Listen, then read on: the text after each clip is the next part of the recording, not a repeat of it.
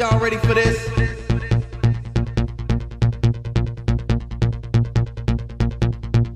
Y'all ready for this?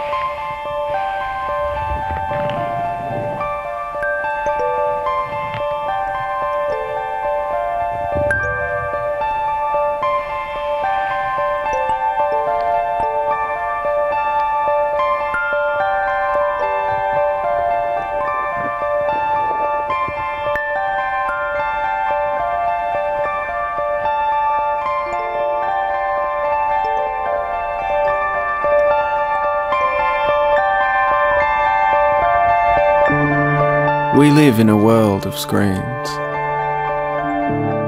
More of us would know this if we look up and look around. Fingers that are glued to the screen, which are glued to the eyes, which are glued to the screen. Everywhere. Pervasive.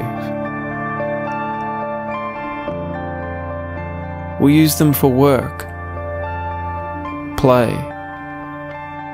But it's much more than that. The screens use us too. How did we get here? And where is this journey leading us? What does that even look like? And is it what we want? Is this culture's technology changing us and our society for the better? Does it empower all of us, like it claims to? Or does it only empower a select few at the expense of the many?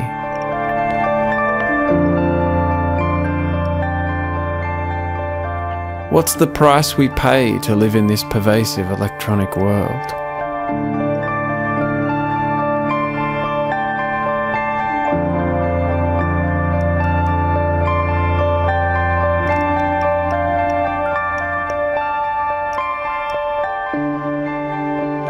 This era is unprecedented, and perhaps never before has technology been so prolific and shaped our lives so intimately.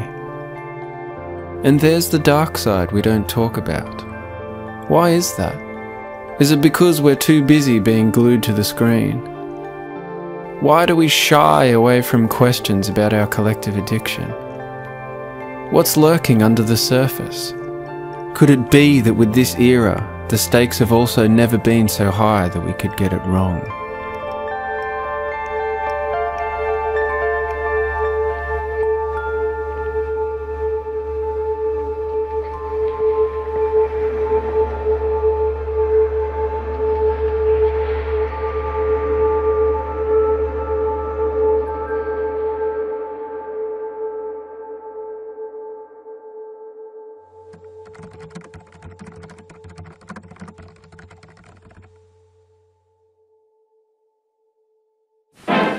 People becoming obsolete? A giant electronic brain has started cogitating at the University of Pennsylvania. It's made of vacuum tubes, like your radio, and it can add up a column of figures a yard long in a second. It's the world's first electronic computer. Right now, it's solving mathematical problems for the U.S. Army, but who knows, someday a machine like this may check up on your income tax.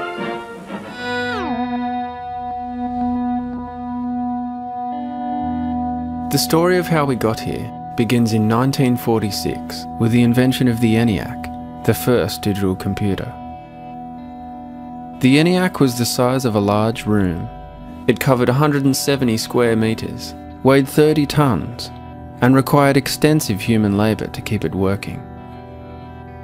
Small armies of people, predominantly women, worked inside the machine to check critical parts and program the computer by changing switches and rewiring. The beginnings of the computer age started literally with humans inside the machine.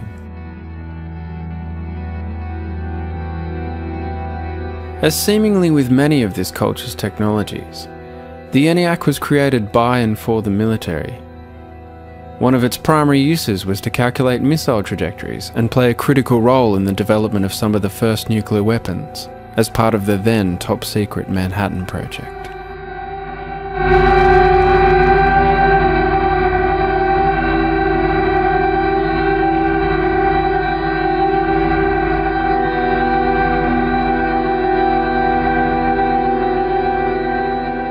But obviously, the creation of the computer didn't just begin and end with weapons. After the Second World War, in the wake of vast devastation, an economic void appeared. Industry that had been rapidly set up across the globe to fuel war now had to repurpose its output for peacetime to continue to exist or face collapse from economic overshoot. But rather than stop this war machine, it was to expand into a different form. The coming decades would see the computer not only continue to drive war, but become a force in and of itself in the post-war era of consumerism and suburbia that was to be ushered in to ward off economic collapse. The 1950s saw a huge boom from this.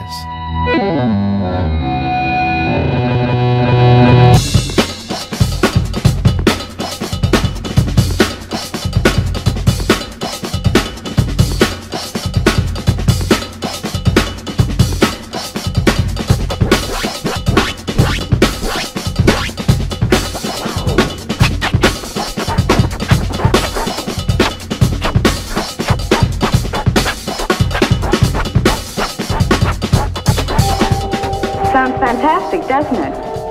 Through the invention of better things, we think you'll agree there is no end to progress now or in Century 21.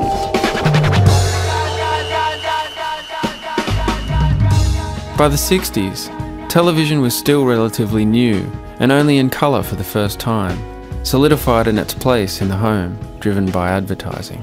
See all color shows in living color, a supreme achievement in television engineering. Yes, in little more than a wink of time, television has entered our homes, our lives, imprinted new silhouettes on our skyline. And all this has been just the beginning.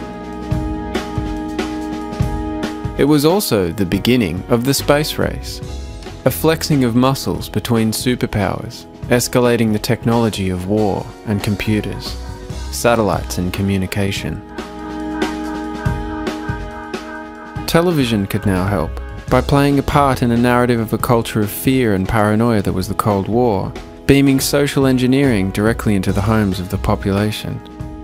A point that seems quaint today, given the extent and normalization of television in our lives and media these days. We interrupt this program for a special news bulletin.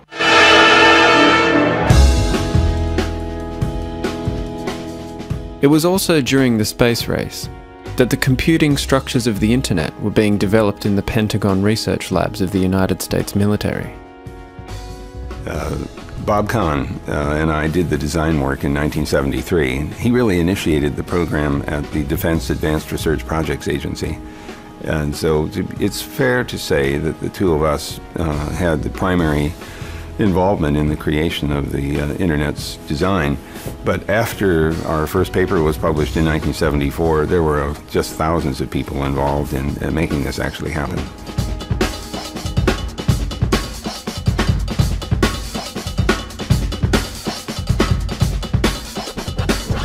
Indeed.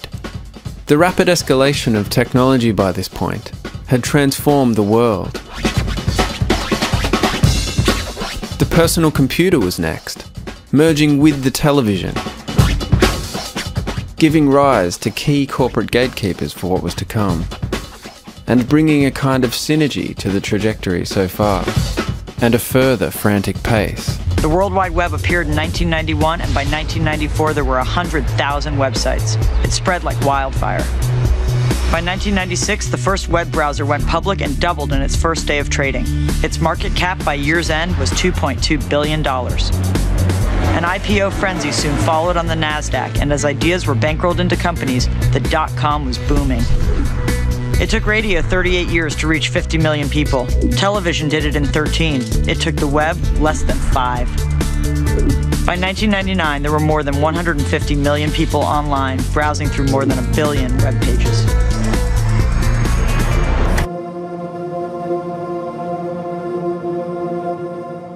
Think about it. In much less than one human lifetime, we've literally gone from no computers at all to computers everywhere, connected to all the other computers everywhere, seemingly touching every facet of our lives. A colossal paradigm shift in society.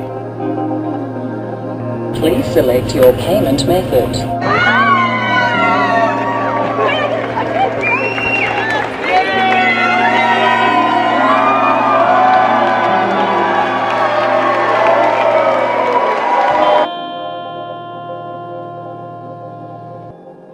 What we can see over time is computing power becoming incredibly powerful.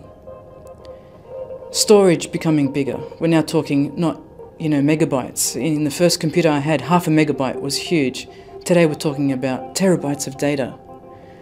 We're also talking about processing speeds. I remember connecting at 1200 baud rate.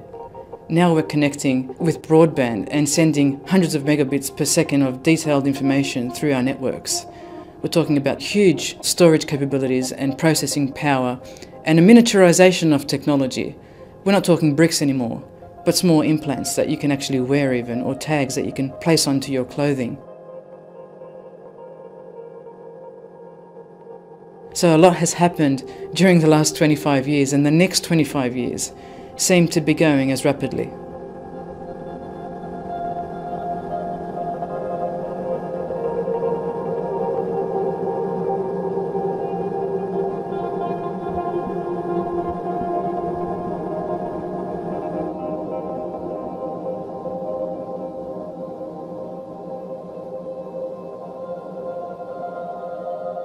I think you have to look at two things that develop technology.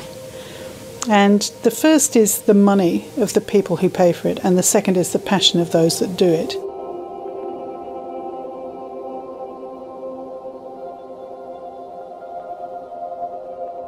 And I suppose when you look at it, up to certainly the turn of the century almost, it was very hard to develop new technologies without one of three forms of funding, and I tended to refer to that as the ABC of technological change, because it was either funded by the armed forces, which were one of the greatest, most, and I included the space race in that really, or B, for bureaucracy. When you look at the processing power of sort of getting files and data on everybody and making sure that they were paying their taxes and their car registration and all the rest of it.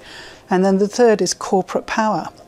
So the entities that want to know what you buy, who you talk to, how to market to you. So those three sources, even if you look at universities and you say, well, an awful lot of innovation went on in universities, but the projects that get funded in universities are still either funded through alliances with business or government sponsored in some way. And it's very rare that you came across something that you could imagine that had a lot of money behind it that would develop a new technology that wasn't an A, B or C of technological change.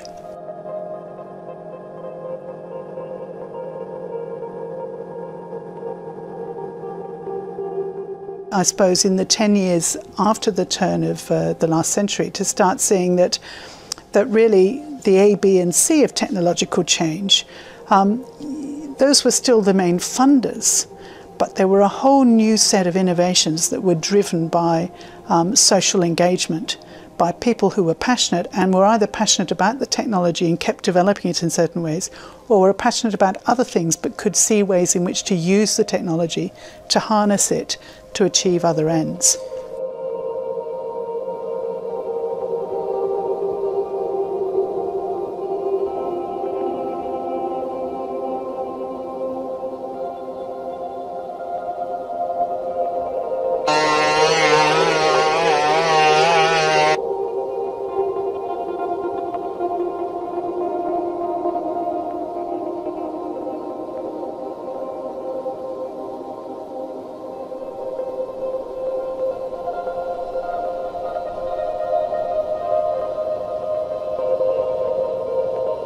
So what does it mean to live in this world of technology, mediated by these power blocks, that have these sorts of passions and history?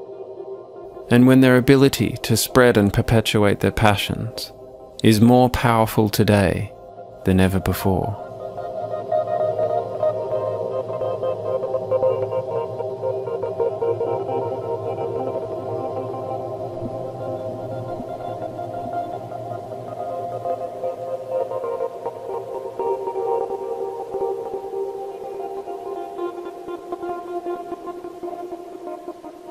Now, all technology is rooted in ideology. The internet has a cultural and a very concrete cultural ideological context. It represents the fusion of the old military-industrial complex of Southern California and the hippie ethic of Northern California. Both were, in a sense, opposed to authority.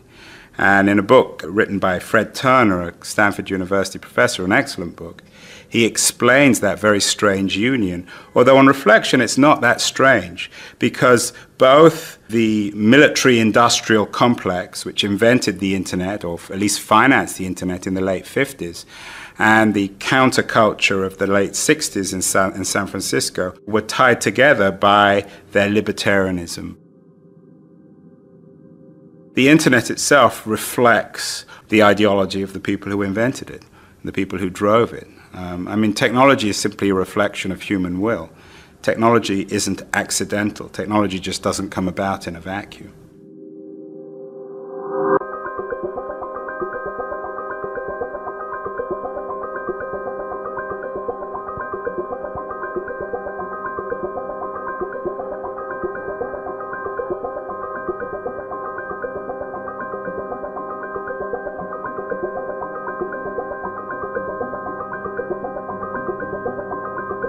We live in a techno-dazzled world, and there's considerable resistance to the very idea of challenging technology. Is that Google Glass? Is that Google Glass? Is that Google Glass? And now we have computers. They tie the world together. They accelerate communication. They make corporate globalization more likely and more effective. And they accelerate its negative impacts.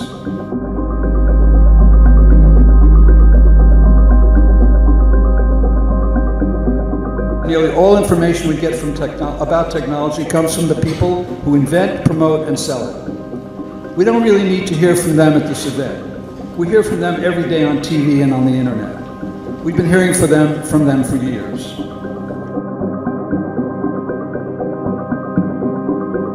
We don't need Eric Schmidt to tell us about computers, driverless cars, and Google Glass.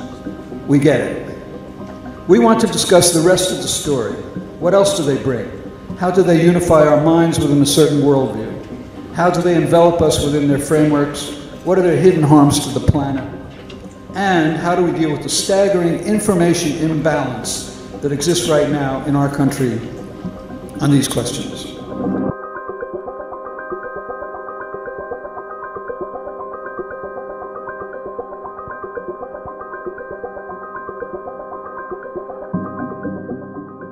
Lewis Mumford was a sort of a philosopher of technology, and he's pretty interesting because he was very pro-technology until World War II, and World War II changed his mind.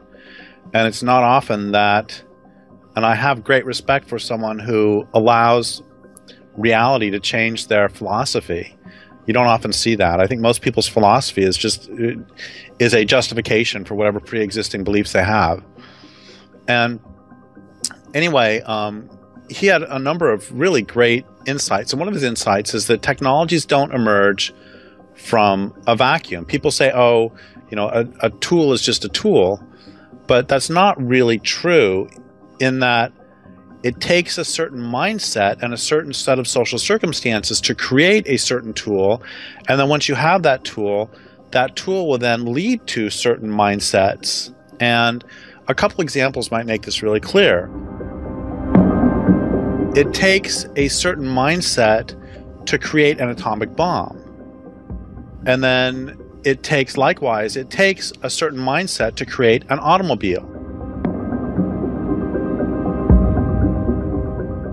You know, the the Tolowa Indians lived where I live now for at least 12,500 years, and they didn't invent backhoes, they didn't invent chainsaws, they didn't invent automobiles, and it's not because they were too stupid, it's because their way of life and their mindset made those technologies unthinkable. On the other hand, they created entirely different technologies, such as salmon welcoming songs.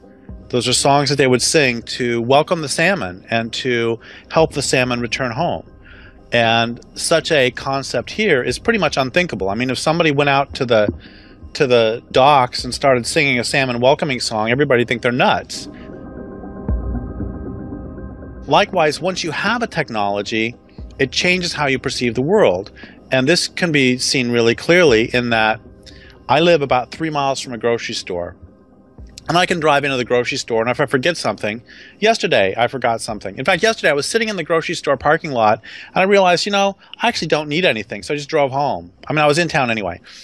But if I had to walk the 3 miles, here's how remember every single thing that I'm going to need for the next week.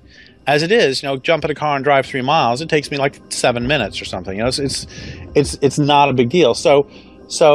Or you and I are having this conversation half a world apart. The technology has changed how we perceive the world. I spend an average of 4 hours a day. It's dark when we leave and it's dark when we come home. When we walk in the door, it's dark. We really be together more than our own family. I mean, for me, I be with them more than I be with my own family.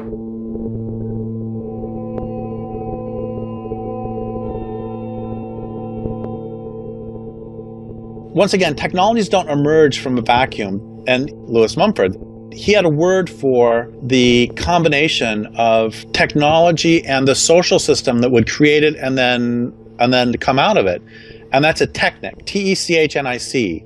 So you don't just have a knife standing by itself.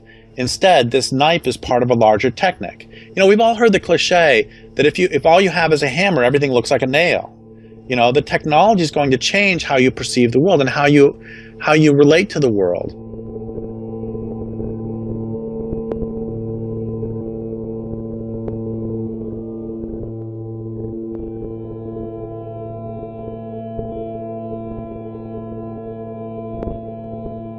It's unprecedented that although the old argument is, technology has always been here since the printing press and the car and the telephone and the television, never before have these technologies changed our environment from 3 dimensions to 2 and challenged the boundaries as not just information technology but nanotechnology and biotechnology are doing. They are radically shaking up our concepts of space and time in a way that the motor car or the television or the printing press did not. So therefore I don't take that old argument of saying it's the same as it's not.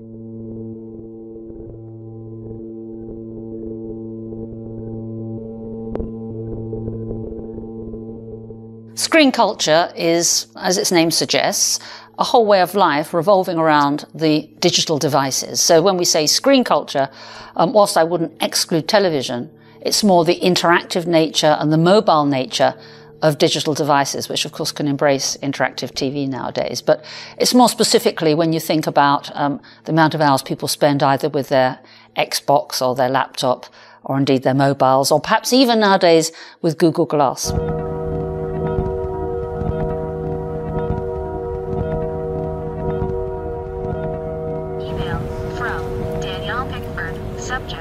Message via your Google profile. Heading to San Francisco. Message. Pedro. Heading down to make our fair next weekend. So I can reply to it, of course. I'm going to show you how to navigate while walking. Lead the way.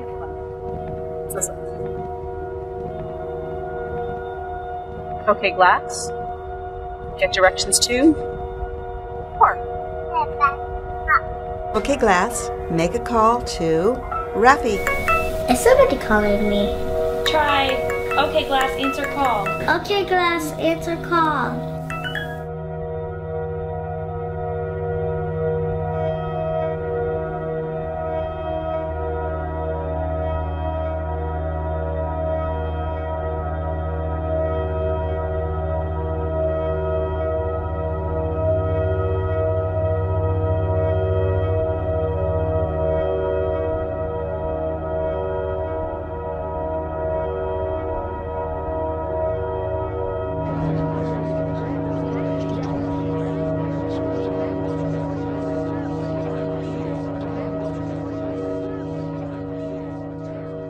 By screen culture, I mean literally that, a world of 2 dimensions where for 6 hours a day or more, people in the Western developed world, more particularly kids, are spending time either playing games or on social networking sites, and thereby putting themselves in an environment that is very much in the here and now, that has very strong audio and visual sensations, where at the press of a button you get instant feedback from whatever you're doing.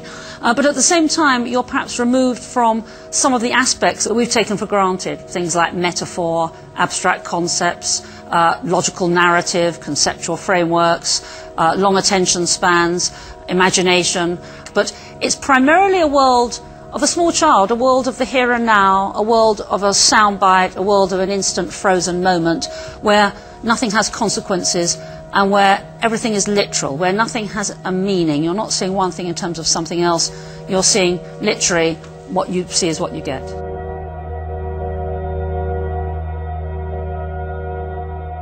As a neuroscientist, the reason I'm particularly fascinated, and I think in equal measure both excited and alarmed by the impact of screen culture on the human brain, is because as a neuroscientist I know that the human brain is changing. It's highly plastic, as we say. That's not to mean it's made of plastic, of course, but more that it's very dynamic. It will adapt to the environment.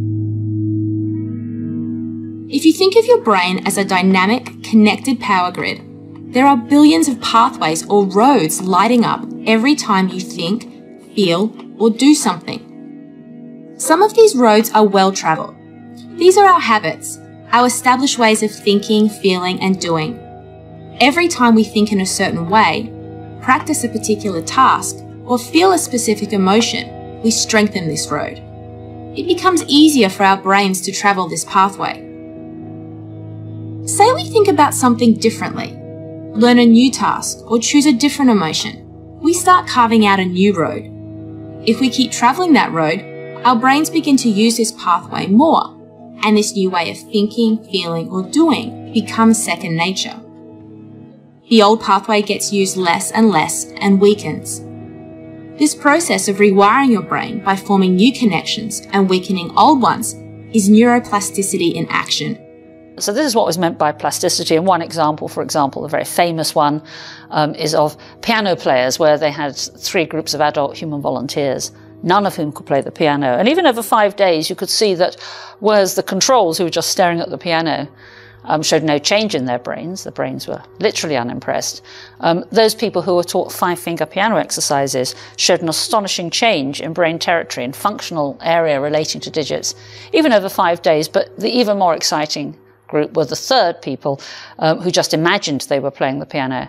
And astonishingly, their brains showed the similar changes to those that had done the physical exercise. So I think this shows you how everything you do, even a mere thought, in inverted commas, will literally leave its mark on your brain. And therefore, if that is the case, if we are so sensitive in adapting to the environment, if the environment is changing in an unprecedented way, as I argue as it is with the cyber world, then it follows that the brain will change in a similarly unprecedented way.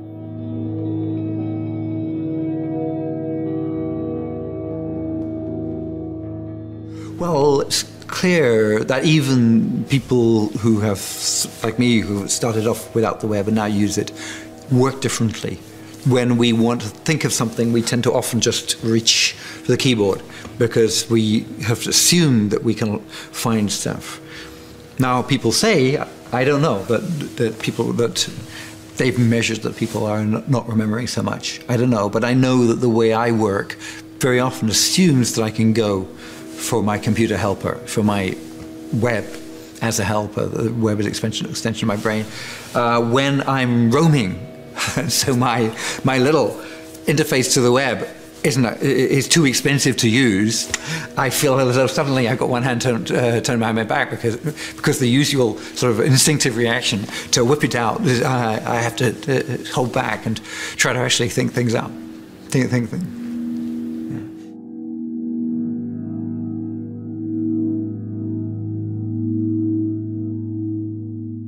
I think the price we pay for having easy access to so much information, easy, quick access to so much information, is we sacrifice some of the depth of our engagement with that information. So the kind of jumping, hopping from bit to bit to bit, clicking on links, takes the place of what used to be a more contemplative, I think, approach to thinking about one thing, whether it's one piece of information or the argument or the narrative of a book. It becomes much harder, I think, when you're bombarded by information and other stimuli, as you are all the time on the web, to sit down and really focus on one particular thing. And so we gain kind of a breadth of engagement with information, but the cost is, I think, a certain superficiality in our relationship to that information. How many of us can relate to this experience? Living vicariously through the computer, jumping from one thing to the next. Multitasking. Digitally tethered.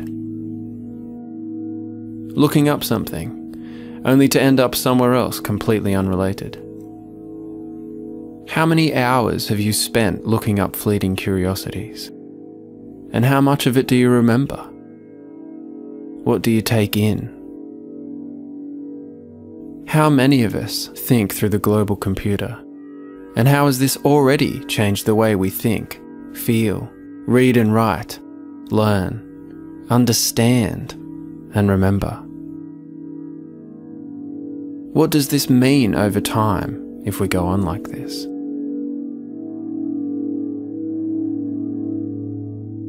Throughout my life, books have played an important role, and I've always found it easy to immerse myself in a book and get engaged in an argument or a narrative. But a few years ago, as my use of the web kind of picked up, I found it much, much harder to sit down and engage with a book. After a page or two, my mind would start wandering. I'd kind of lose the focus, have to go back a page to reconnect with the argument. And at first, I thought, okay, maybe this is just general, age or something that's causing this. But what I noticed is that the sensation I had when I tried to read or really concentrate on anything was that my brain, my mind, wanted to behave the way it behaves when I'm at my computer or online. It wanted to check email. It wanted to click on links and jump from page to page.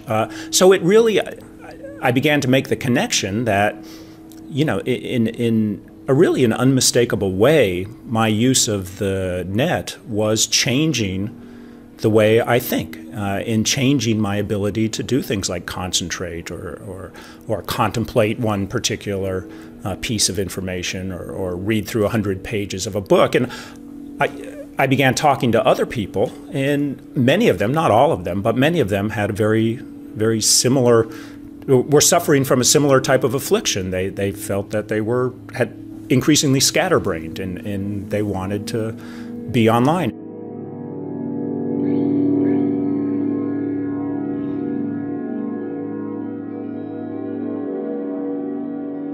One of the biggest problems affecting the human brain in the 21st century is multitasking.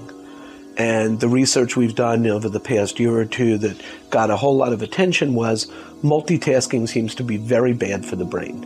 Not just while you're doing it, but there are lingering long-term effects. So people who multitask chronically, people who multitask all the time, seem to be less able to distinguish relevant from irrelevant information, seem less able to manage their memory, and seem less able actually to switch from task to task.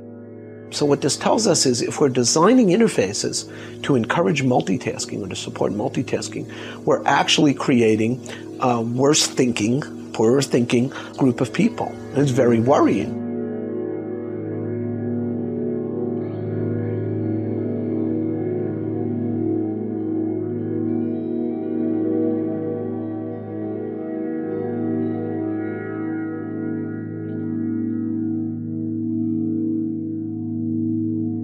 If you look at the way the internet bombards us with stimuli, not only hyperlinks and different pages of information, but alerts, from Facebook updates to Twitter alerts to, incoming email and even our phones going off all the time. It creates, in a sense, an environment of information that plays to our desire to be distracted. And so it becomes very difficult to keep a focus on anything when 5 different things are happening at once on your screen or between your screen and your smartphone and so forth. And it's just all sorts of environmental stimuli that come through this information medium and keep us pretty much permanently distracted.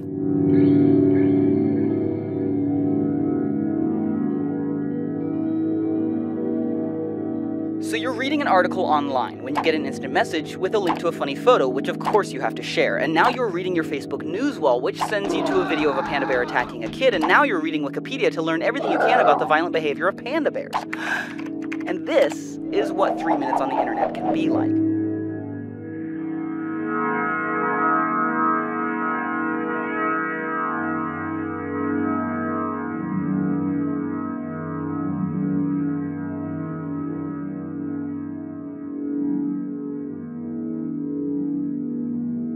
I've often spoken about the benefits of screen culture being one of agile processing, but how that mustn't be confused with content. Now, there's a book written a while ago now by someone called Stephen Johnson called Everything Bad is Good for You, which extolled the benefits of screen culture. And one of them is that it could be linked to high IQ, because the skills that you rehearse when you play video games are similar to those that are required to do well in IQ tests. That's to say, you don't need a lot of facts or infrastructure or hinterland, but you do have to be very agile at looking at patterns and connections and getting to an answer in a rather fast time frame. So the idea is that because the human brain is always good at what it rehearses, if you're rehearsing that, you're going to be good at it. And so then you go to an IQ test and guess what? You'll be good. But even Stephen Johnson says, just because, as many claim, we're seeing an increase in IQ scores in certain societies, we're not seeing an increase in empathy or understanding.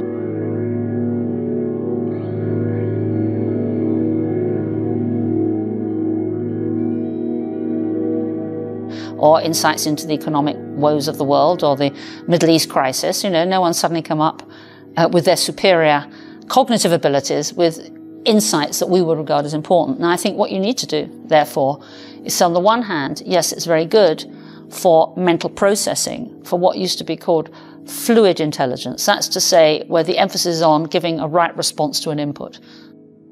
But that's not the same as understanding. Information is not knowledge. And I think this is what people confuse. And by knowledge, I refer to content. And content, for me, is true intelligence, which is where you can see one thing in terms of another. So, for example, the bit in Macbeth, out, brief candle.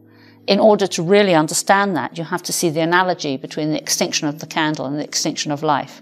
You can't just say, take a candle literally.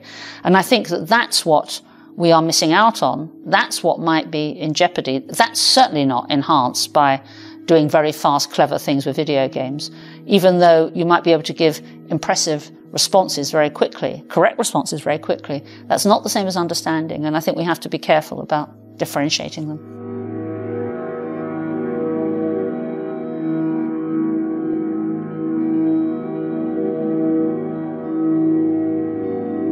Following on from that idea, we think about learning. And let's take the example of the British Education Minister recently said, yes, young children now, everyone should learn a poem. And I think that's wrong. I think the emphasis should be they should understand the poem. So really what we need is not just to access facts, but we need to see one fact in terms of something else. So facts on their own are pretty boring. Who cares the height of a mountain or the date of a battle or the name of a king?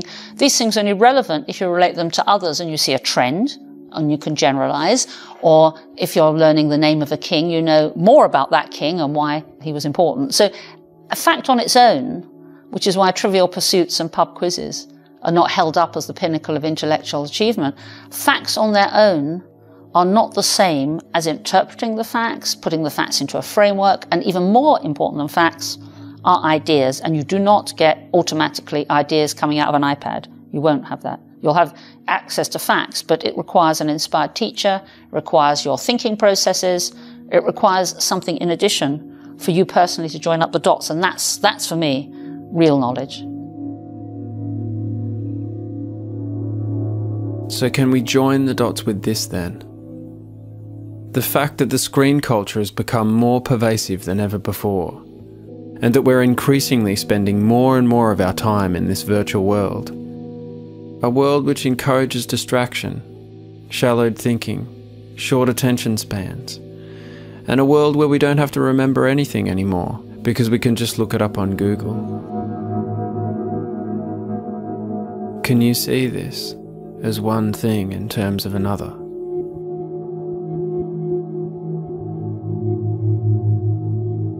I think we are becoming more and more stupid.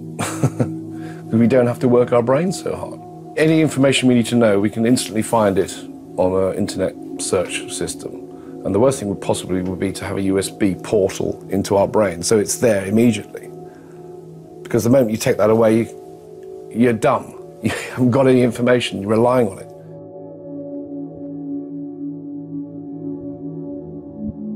Recently there was some work done by someone called Sparrow, where she claimed that we were changing our memory processing because you can just look something up on Google. The overall findings are that when people don't know things, they tend to think about the computer first. They think about the place to find it. When people expect to have information accessible to them later, they don't remember it as well as when they don't expect to. So they do locate it externally instead of internally. And then finally, yes, that people tend to prioritize where to find things as opposed to the things themselves. And that does concern me, because let's take that ad absurdum. If you feel you can look anything up and you don't have to learn anything, this would mean conversation is going to be pretty clunky, because if I normally meet someone of roughly my generation and culture, I will assume they know where Barcelona is. I'll assume they know who Napoleon was or who Henry VIII was. I'll assume they know where New York is. So you can have a conversation. And we all know the delight of having conversations with people where you share a lot of background knowledge that can develop ideas. But imagine having a conversation with someone who knew nothing, who didn't know who Hitler was, who hadn't heard of fascism, who had to look it up each time. This would mean that you couldn't really have a very fluid or interactive conversation. And I know that sounds extreme, but if we are always having recourse to an external source of memory, then I think it's going to have a severe impact on how we interact, how fast we have ideas, and what we do with them. And I think that the younger generation perhaps might be disadvantaged in not having such ready, agile processes and have a much more cut and paste mentality. Oh, maybe there's I see the lineup for cars. Wasted. The Empire State Building is like really close to it, so it's a good.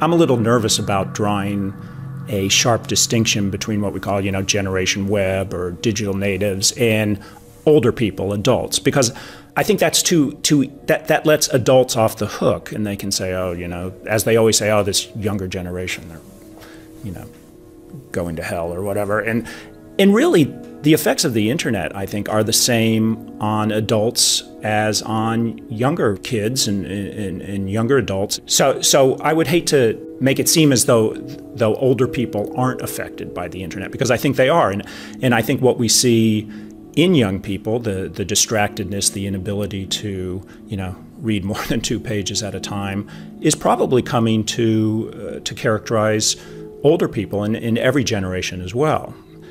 Having said that, I think obviously the human brain is malleable throughout the course of anybody's life, but it's particularly malleable, of course, when you're young.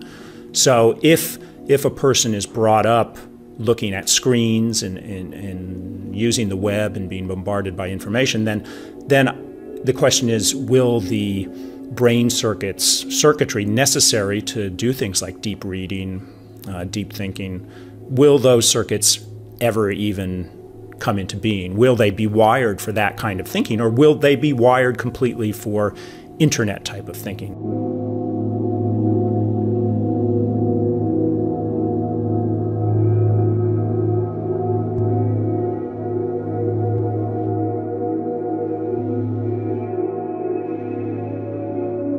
We are so perhaps transported by the experience of accessing Google and of surfing and of watching YouTube, most of which has no real significance. Watching a dog as a trick cyclist is so what? You know, watching people planking, watching the Harlem Shake.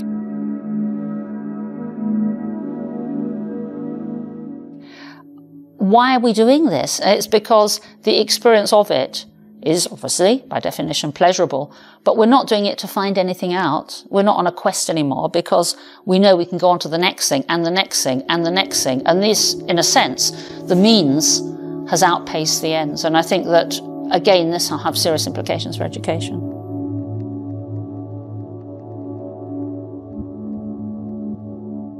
I think that's the big fear, is that we'll end up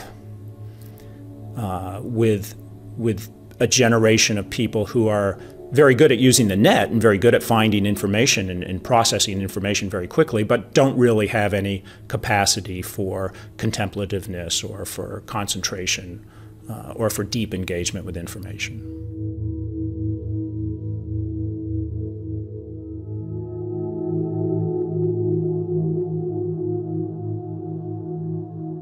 I think the great value of thinking deeply and reading deeply and concentrating in general is that we begin to develop a unique personality, a unique intellect that's ours and ours alone. And that requires, I think, deep thought and in the ability to make our own associations and our own connections about things we understand deeply inside our own mind, rather than relying on the associations and connections that might be out in the world and that we might access through hyperlinks, for instance. So I really think that the human self and the human personality becomes much richer when we can slow down and when we can think deeply and engage with information in more than just kind of a cursory manner. Did the Giants win last night?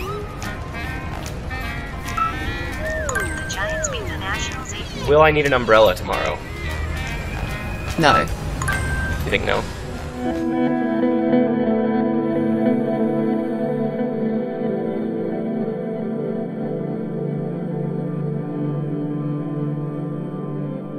This is no longer a generation that lives deliberately, that lives its life, that lives in the moment. I think that that has time for reflection.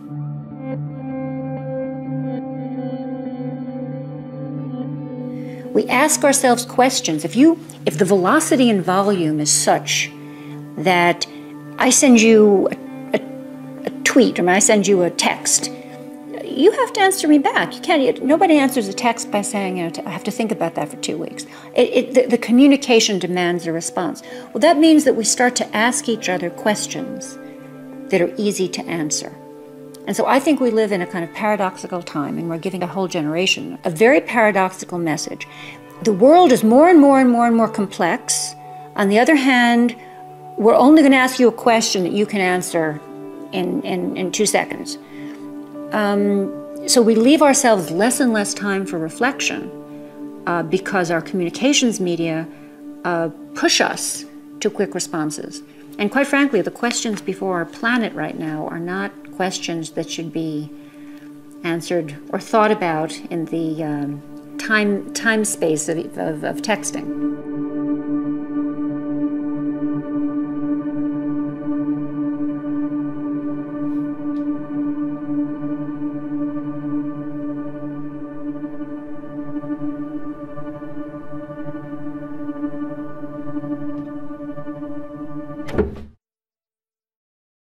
But there's a more sinister danger that compounds this superficial mindset. For even when trying to meaningfully engage with information online, what if that information was tailored and edited just for you, like an invisible fine-tuning of the world? And if you weren't paying close attention, how would you know? So when I was looking at Facebook, I noticed that some stories do a lot better on Facebook than others, and that people were finding it very easy to click like on I just ran a marathon or I just baked this awesome cake, but that the stories like the genocide in Darfur enters its 10th year weren't getting so many likes.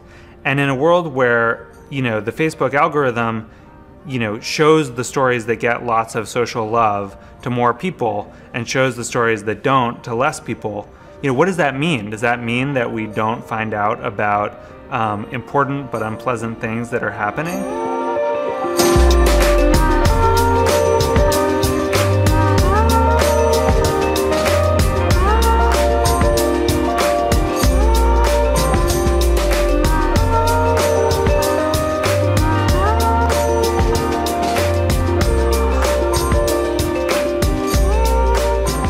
Mark Zuckerberg, a journalist, was asking him a question about the news feed.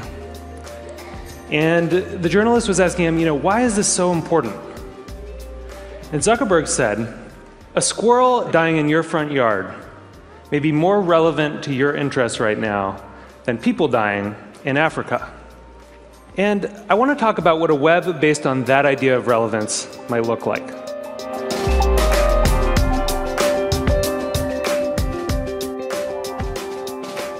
When I was growing up in a really rural area in Maine, the internet meant something very different to me. It meant a connection to the world. It meant something that would connect us all together. And I was sure that it was going to be great for democracy and for our society. But there's this kind of shift in how information is flowing online. And it's invisible. And if we don't pay attention to it, it could be a real problem. So I first noticed this in a place I spend a lot of time, my Facebook page. I'm progressive politically, big surprise, but I've always gone out of my way to meet conservatives. I like hearing what they're thinking about. I like seeing what they link to. I like learning a thing or two. And so I was kind of surprised when I noticed one day that the conservatives had disappeared from my Facebook feed. And what it turned out was going on was that Facebook was looking at which links I clicked on. And it was noticing that actually I was clicking more on my liberal friends' links than on my conservative friends' links. And without consulting me about it, it had edited them out. They disappeared. So Facebook isn't the only place that's doing this kind of invisible algorithmic editing of the web. Google's doing it too. If I search for something and you search for something, even right now at the very same time, we may get very different search results. Even if you're logged out, one engineer told me, there are 57 signals that Google looks at. Everything from what kind of computer you're on, to what kind of browser you're using, to where you're located, that it uses to personally tailor your query results. Think about it for a second. There is no standard Google anymore. And the funny thing about this is that it's hard to see. You can't see how different your search results are from anyone else's. But a couple of weeks ago, I asked a bunch of friends to Google Egypt and to send me screenshots of what they got. So here's my friend Scott's screenshot. And here's my friend Daniel's screenshot. When you put them side by side, you don't even have to read the links to see how different these two pages are. But when you do read the links, it's really quite remarkable. Daniel didn't get anything about the protests in Egypt at all in his first page of Google results. Scott's results were full of them. And this was the big story of the day at that time. That's how different these results are becoming. Now, wait. Explain that again. I mean, that is astounding. So you go in, the uprising is happening in Egypt. Right. In fact, today there's a mass protest in Tahrir Square. They're protesting the military council and other issues. So if I look and someone who likes to travel look, they may not even see a reference to the uprising? That's right. I mean, there was nothing in the top 10 links. And what actually the way that people use Google, most people use just those top 3 links. So if Google isn't showing you sort of the information that you need to know pretty quickly, you can really miss it.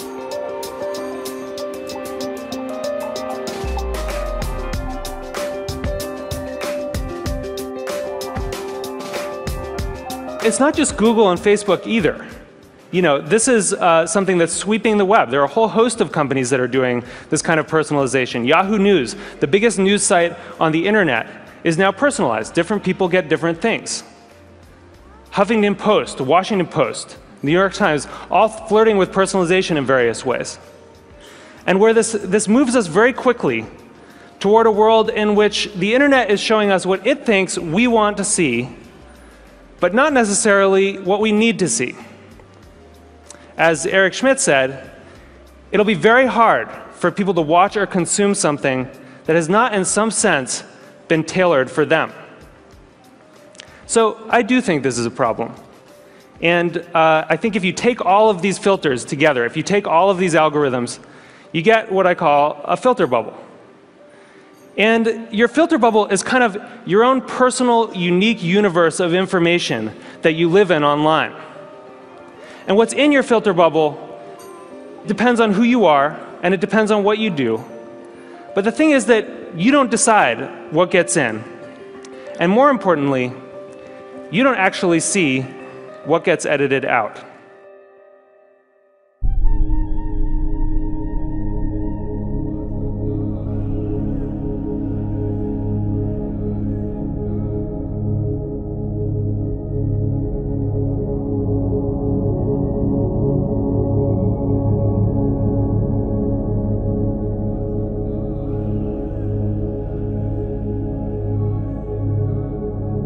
We've never seen technology like what the scenario we're in right now. This little black mirror that we carry around in our pockets, the smartphones, that's all you. That's all about you and your preferences and the websites you want to look at. And we become insular, we become very intolerant of others.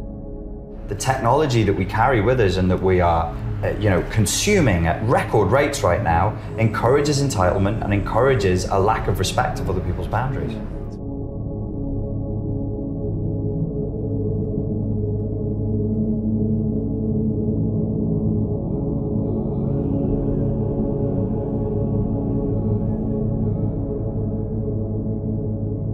The screen culture makes people look within and not to look outside.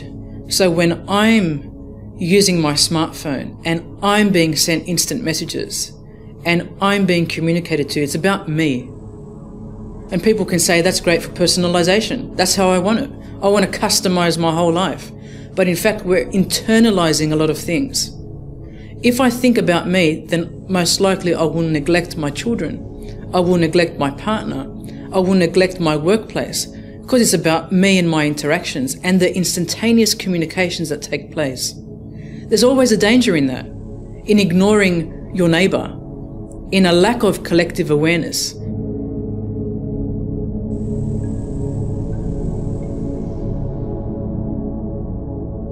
It's about insular things. What you're doing is removing your ability to think, removing your ability to meditate and be peaceful about things because you're constantly being bombarded by messages which are relevant and irrelevant. You're constantly thinking that these are more urgent than the baby crying in the next room who requires milk or food.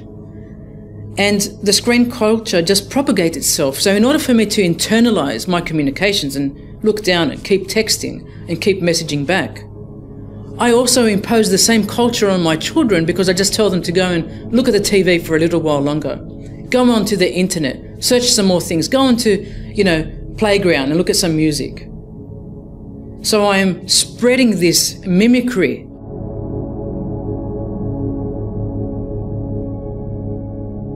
And so when my senses are enveloped and it's about me and my communications, it's not about my children, it's not about my partner, it's not about my workplace, it's about me. And I think there's a great danger in trust within society, in building relationships with one another, or a lack of building when we are concerned about the me.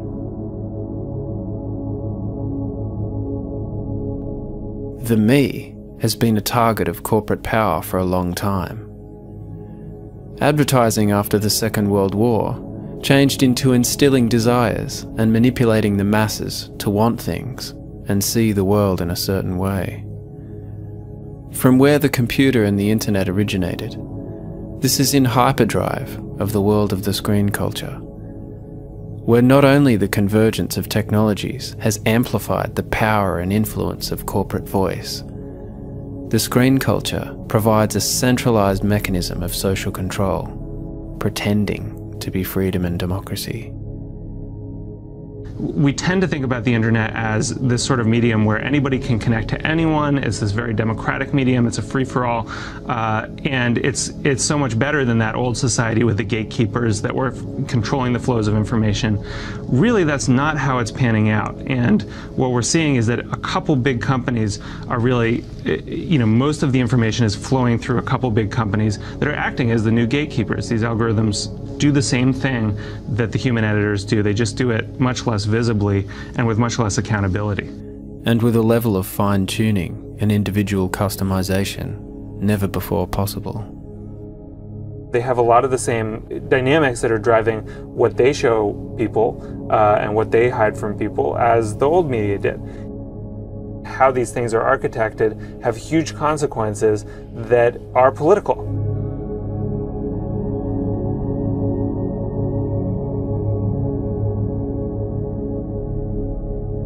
The filter bubble puts you at the centre of what seems like a vast world of connectivity and relevance. But really, you're in a walled information garden, a holding cell of two-way mirrors, a giant echo chamber.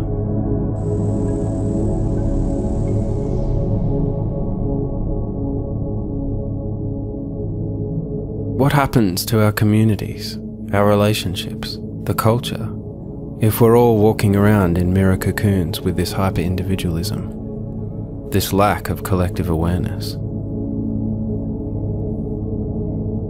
There's this thing called confirmation bias, which is basically our tendency to feel good about information that confirms what we already believe. And you can actually see this in the brain. People get a little dopamine hit when they're told that they're right, essentially. And so, if you were able to construct an algorithm that could show people whatever you wanted, and if the only purpose was actually to get people to click more and to view more pages, why would you ever show them something that, makes them feel uncomfortable, makes them feel like they may not be right, makes them feel like there's more to the world than our own little narrow ideas? And doesn't that, in effect, reinforce polarization within the society in terms of people not being exposed to and listening to the viewpoints of others that they may disagree with? Right. I mean, democracy really requires this idea of discourse, of people hearing different ideas and responding to them and thinking about them. And, I come back to this famous Daniel Patrick Moynihan quote where he says, everybody's entitled to their own opinions, but not their own facts. It's increasingly possible to live in an online world in which you do have your own facts, and you Google climate change and you get the climate change links for you. And, you don't actually get exposed necessarily. You don't even know what the alternate arguments are.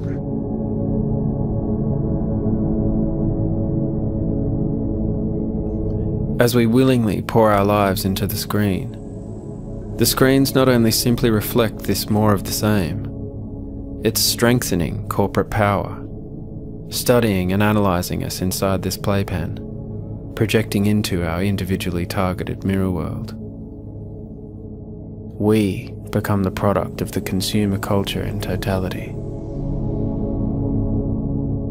There's a myth online that what we're doing is free. All that's happened is the place that revenue and value is extracted from us has been shifted.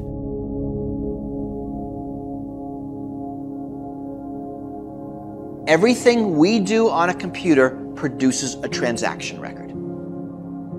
Right? Whether it's your laptop, whether it's your phone, whether it's an ATM machine, a toll booth, using your credit card, anything with a computer creates a transaction record. Right? Data is a byproduct of all of our information society's socialization. Increasingly, companies, computers are mediating all of our social interactions. And all of this data is increasingly stored and increasingly searchable. And this is not only where social control centres from via a screen culture. It's where our value is ultimately extracted, turned into huge profits. And we think this is a good deal. We get so much for what we think is free.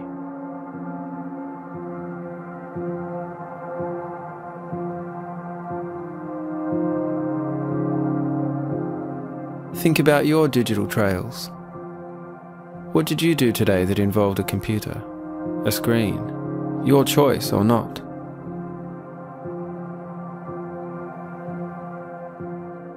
The screens are always watching, saving. Example. When you browse the web, if a page has that like button, Facebook collects information about where you visit. Even if you're not on Facebook, the fact that you've been somewhere, Facebook knows, because the like button is there. And even if you don't click, it's been loaded from Facebook's servers. They know. And this information's used to shape your experience. The same is true for Google. The millions upon millions of websites that run Google Ads, or use Google Analytics software, or make use of any Google code, YouTube video, search buttons or images. If anything touches Google, Google knows. Think about all of those websites across the internet that these companies track, analyze, dominate and influence. How are our lives shaped by this? And how do we even know what's happening behind the scenes? We've become so sparing in our understanding of these technologies, these corporate interests, and how they wrap around our lives. What happens when I click this button? The product online is not the content. The product online is you. The product online are the eyeballs looking at that content and as much information about how to influence the hands connected to those eyeballs as possible.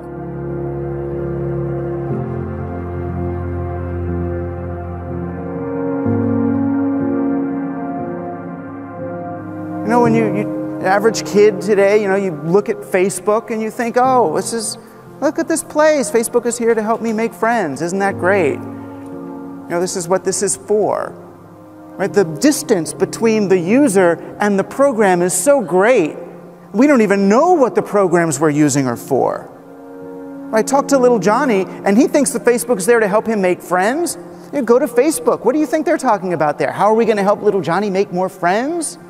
Deeper, lasting human relationships? No, they're thinking, how are we going to monetize Johnny's social graph? Right? How are we going to use big data to predict what Johnny's going to do and then sell Johnny's future to himself before he knows he's there himself?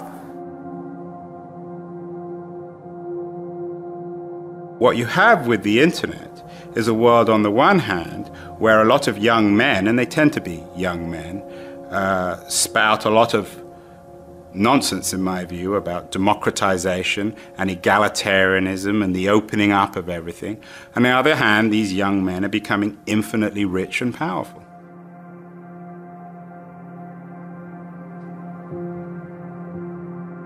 Does this concern you? A convergence of corporate and state information power that old media empires could only dream of. There is right now a huge commercial push, or corporate push, to collect as much data as possible. Right now, the default rule for Google and pretty much all of its competitors is that they keep everything. They have a log of every search made through Google since it started in the dorm rooms at Stanford. What you Google for defines you. A log of your searches on Google or any other search engine is practically the closest thing to a printout of the contents of your brain that we've ever seen. It indicates your political leanings, your religious leanings, your medical concerns, your sexual concerns, a vast array of sensitive data that in the past no one ever had.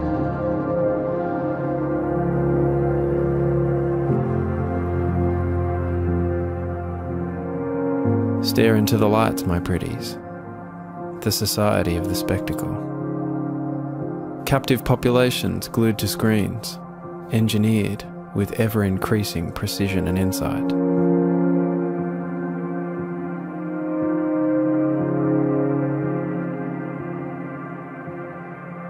The basic fundamental paradigm of advertising is called one-to-one marketing. That's what was made possible by the internet. I can know everything you do and I can reach you at any point. First, in the 90s, it was when you were in front of a computer. But now, because of the growth of the internet and especially mobile devices, I can reach you 24/7. I can reach you and your friends, and I can target you, and I can engage in invisible digital behavior modification.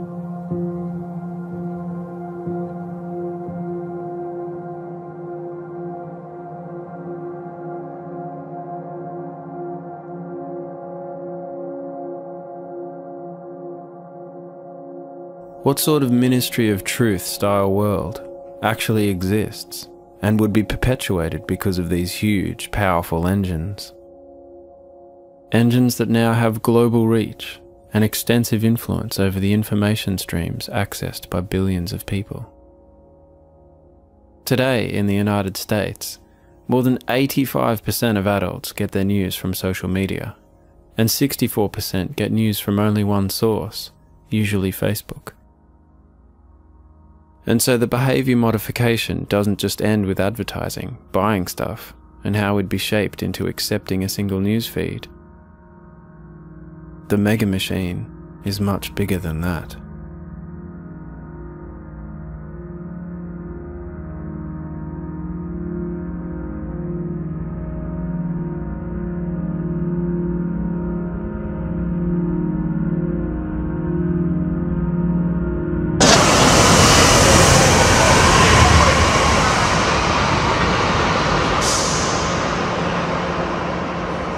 Corporate forces make huge profits, not only off the data about who we are and what we do, and by shaping us to be subservient consumers, and the cycle goes round and round. This manipulation is now done so well that politics has turned to using the very same methods. The billionaires that are behind politicians for corporate interest, who want us to vote a certain way or depend on a certain political outcome, not only donate huge amounts of money to individual candidates, but tap into the rich troves of digital data trails about each of us to generate extremely targeted campaigns. The goal is to come up with an individual level statistical prediction of your likelihood of supporting their candidate or of casting a ballot at all. Then they target you for ads. The Obama campaign is widely believed to have had the most sophisticated data mining operation. And so they created basically a holistic system where they could not just target people, but figure out the best ways to target people. It's my privilege to speak to you today about the power of big data and psychographics in the electoral process. Back in the days of Mad Men, communication was essentially top-down. That is, it's creative-led. Brilliant minds get together and come up with slogans like Beans means Heinz and Coca-Cola is it, and they push these messages onto the audience in the hope that they resonate. Today, we don't need to guess at what creative solution may or may not work. We can use hundreds or thousands of individual data points on our target audiences to understand exactly which messages are going to appeal to which audiences way before the creative process starts. We started to look at issue models, predicting which issues, social and political, appeal to which members of the target audience, which voters. We actually assigned different issues to every adult in the entire United States. We could then take these models and put them into a matrix where we can categorize people or segment them according to how they're likely to behave. Core Trump supporters, top right, may be more susceptible to a donation solicitation. Get out the vote, people who are going to vote Republican, but they need persuading to do so. Persuasion audiences, people who need shifting a little bit from the center towards the right. Once we've identified a segment, we can then sub-segment them by the issues that are most relevant to them and then start to target them with specific messages.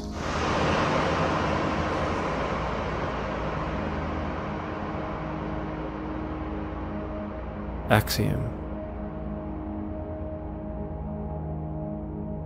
Quantium, Palantir. The companies behind the companies.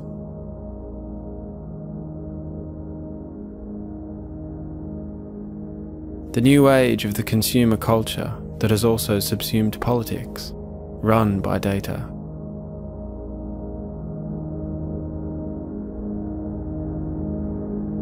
Seemingly everything is run by data. Technocracy is the new democracy. These forces are the pervasive hidden hand in much of the online world, openly bragging about how they can manipulate us with scientific precision on a scale never before possible.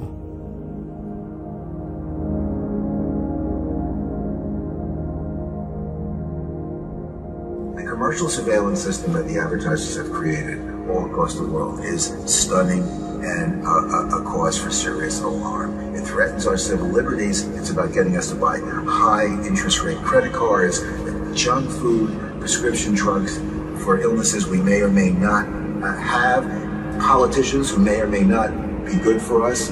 That's what all this data is being used for. We have no access to this data. We have no ability to control this information. We can't challenge it. We can't correct it. So we've allowed the Googles and the Facebooks and the Yahoos to create invisible repositories of information about each and every one of us that they can use when it's close to us. So ultimately, it's not about just selling. It's about maybe the next evolution of capitalism, creating an undemocratic society.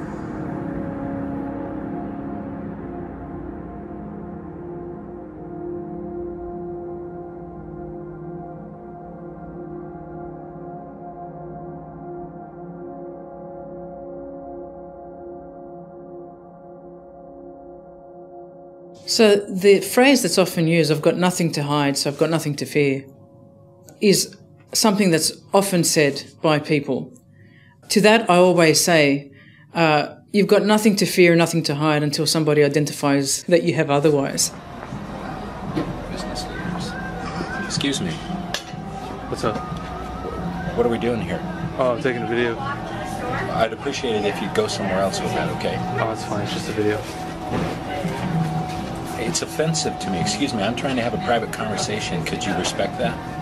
There's a great deal of information about humans that you don't want to have widely available, that you want to provide particular protections for. It's just a video, man. I hear you. Okay. I'm having a private conversation. Would you please move? We hear this nonsense about the only people who are concerned about privacy are people with something to hide. Well, yes. How about your password? How about your PIN? How about various aspects of your physical person? How about various aspects of your health? Various aspects of your finances, the fact that you've got a really, really valuable painting in a house that's really easy to break into and that doesn't have a security system. How about the way your kids go to and from school? What your daughter drinks and which drink to spike. There's any number of things that people have to hide. Do you not understand what I'm saying? It's a private conversation. All right, calm down. Leave. Calm down. Leave. It's just a video. Fuck you. You got it? And the horse you rode in on. Jesus Christ, you have no respect for anybody. What are you going to do, follow me around now? Jesus fucking Christ. I should just stay outside their home and start capturing their every move as they interact in their front lawn, their back lawn, anywhere I can see from the front of their yard. And then what I should do is get in my car, put a GPS device on theirs covertly, and follow them down the street. And then I should get out at work and say, "Hi, it's me again. I'm wearing the camera, I'm recording you." And then I should follow them home and then see how they feel the next day when I do the same thing. And the day after that and the day after that, and I think they'll get really sick of me really quick.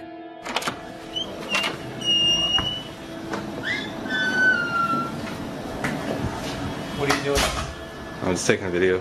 Why are you taking video without asking us? What? Shouldn't you ask us first before you take a video? Oh, you seem confused. Yeah, you're not. We have this room and you just like barge in. Oh. Can you leave? Dude, what's your problem? Can you just leave? Huh? Can you ask us why you're taking a video? Just taking a video. Okay, well, I don't want to be taking a video of. Why are you so worried about it? I'm not worried, you're just being annoying. Look at it this way. You ever go to the grocery store? You know, there's like surveillance cameras everywhere. Yeah? It's not a big deal. Okay, well... It's just a video. I mean, No, you're just being annoying.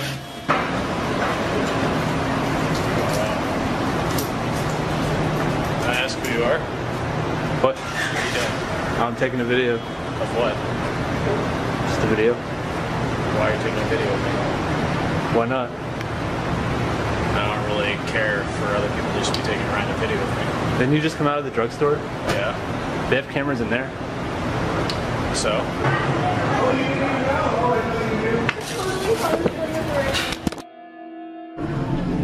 are you doing?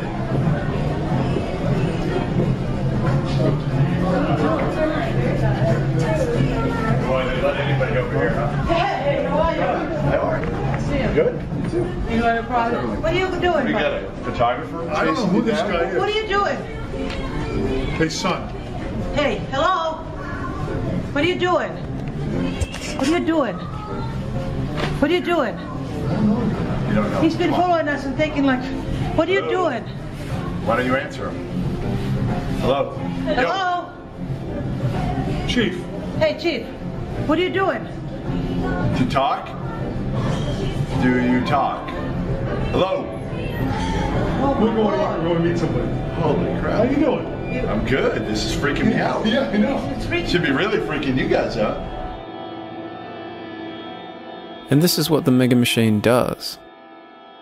It follows us everywhere, tracking, recording, analysing, scrutinising, unanswerable. So why aren't we pissed off about this in the same way? Is it because the surveillance is diffuse, coming at us at all directions? It's not a guy with a camera right in front of our eyes. Why are you taking a picture for?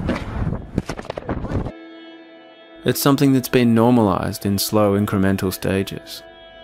A kind of creeping normalcy, hidden in plain sight. Most people who go about their everyday life are oblivious to CCTV cameras.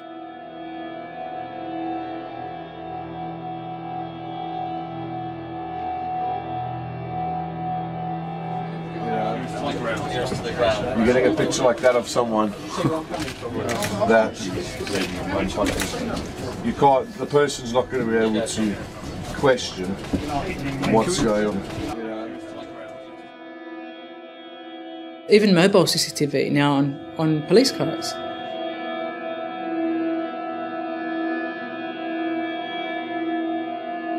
And what that's called is the novelty effect wears off.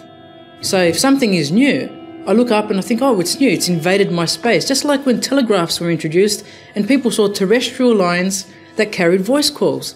Wow, what are these things, you know? We see windmills today and we think, oh, wow, a windmill. Or we see other infrastructure and we think, oh, aren't those base stations at the top of the building looking ugly? So we do notice these things initially, but we become oblivious to them over time. I don't notice base stations anymore, and I used to work very closely with where base stations went. For mobile phones. For mobile phones. The novelty effect wears off, and with that wearing off, we become immune and we forget to question what is going on.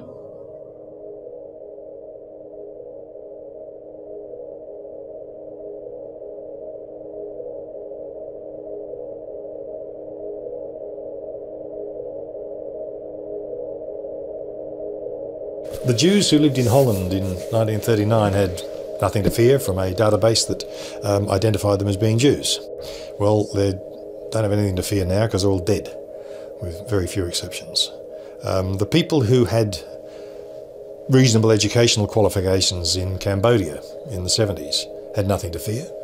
What's there to fear about knowing that you've got a certificate or an advanced diploma? Well, most of them are dead too. In Rwanda, Burundi, it was being thought to be of a particular ethnic background. Now, it's not terribly easy for people to tell ethnic backgrounds when they're tribal and they're adjacent, and they've been adjacent for hundreds and even thousands of years. But the decision was made that you were of that ethnic persuasion, and therefore you were dead.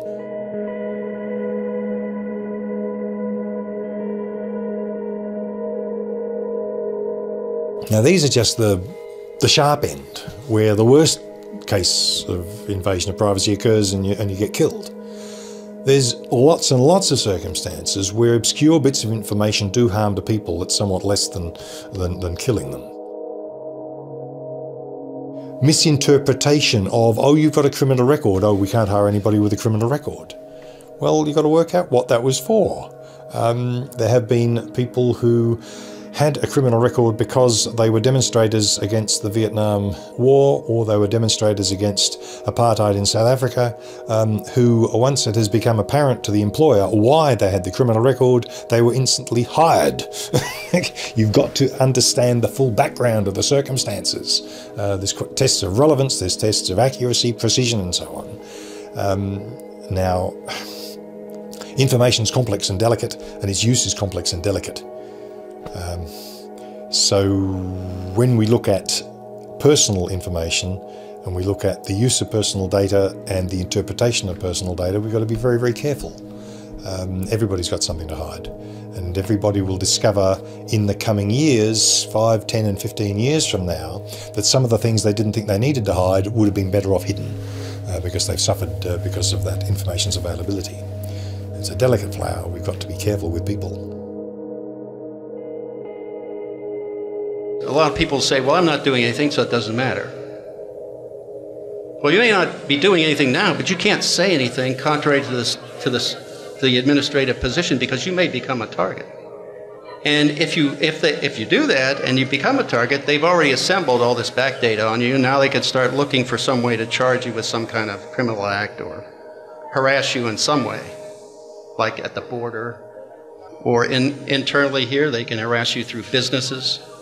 Things like that. All that is that's a real danger when government assembles that kind of knowledge about its citizenry. I mean, from my background, the KGB, the Stasi, the SS, and the Gestapo, they could never have dreamt of having such an ability to monitor the population. That's the real threat. Can you imagine that a guy from the NSA is actually saying that all of their enemies before put together is essentially less than what they have built to deploy on all of us?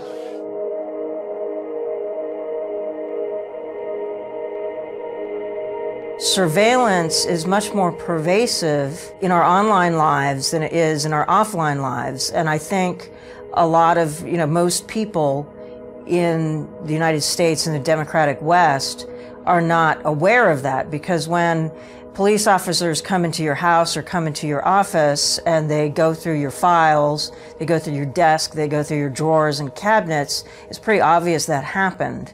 If they do the equivalent in your email, in your, online storage spaces, in your Facebook, you don't know.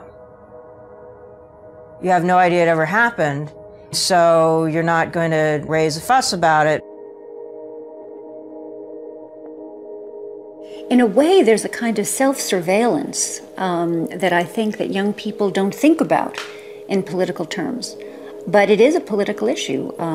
People put their lives on the screen. They put really intimate details of their lives out there, and with very little thought that there might be people using that information in ways that are not benign. That's why I say there will always be another bigotry. That is to say, you don't know what in some future environment you will be accused of being. Possibly being in favour of heterosexuality will one day be a bad thing.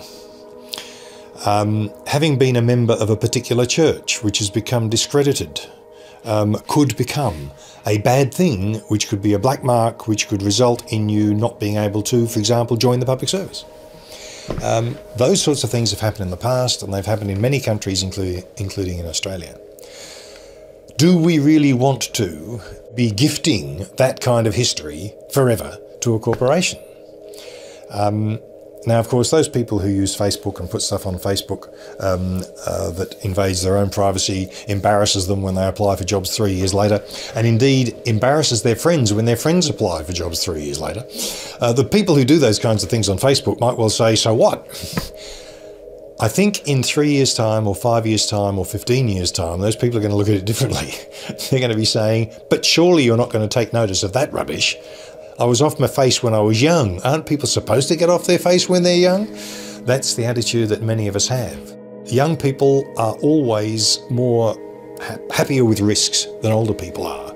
And that's the same person. The older one is more risk averse than the younger one was. Yes, I and many of my friends, before I had a grey beard, did lots of stupid things. I had the advantage that they were only visible in a limited space because the ability to film things was nothing like then what it is now.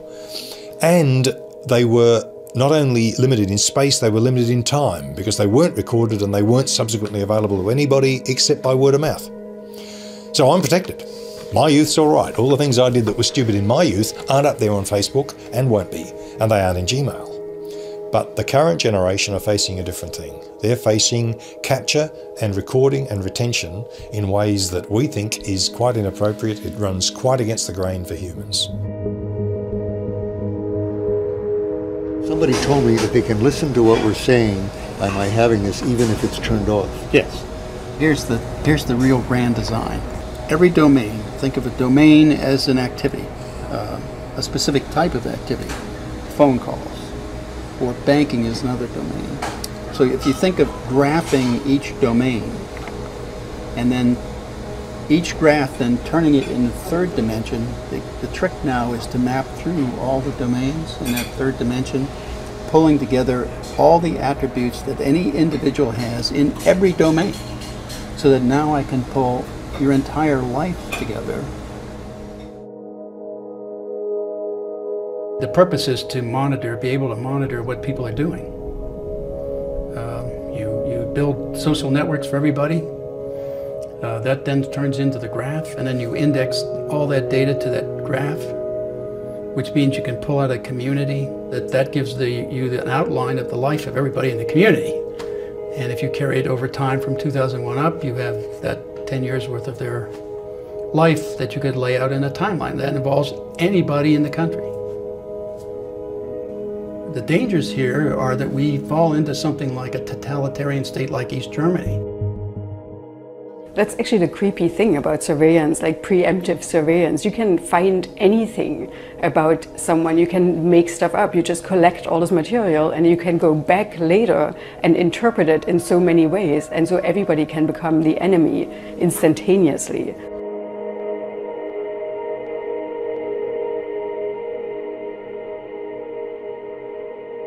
Where are we while all this is happening right in front of our eyes? Are we paying attention?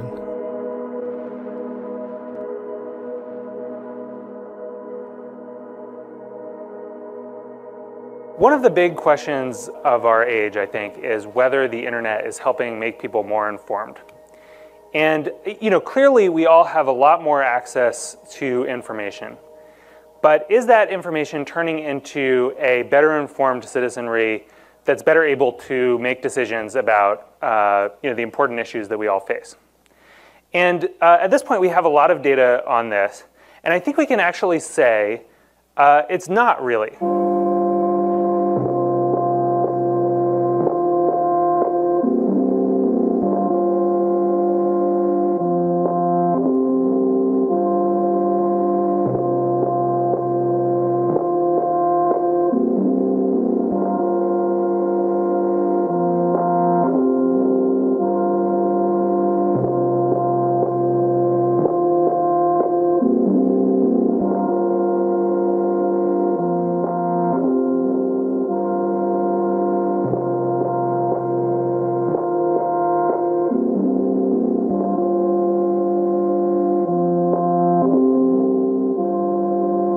Pew did a big study of the differences in people's informedness about foreign affairs before and after the internet. So they looked at 1989 and 2007, and they found that on many metrics, actually, people dropped in terms of their in terms of their knowledge of foreign affairs. And that's really weird because right now, it's as easy to go to Die Zeit or Le Monde as it is to go to the New York Times. There's no barrier to entry here. And yet, the percentage of Americans who know the name of the Russian president has actually dropped by like 10 percentage points.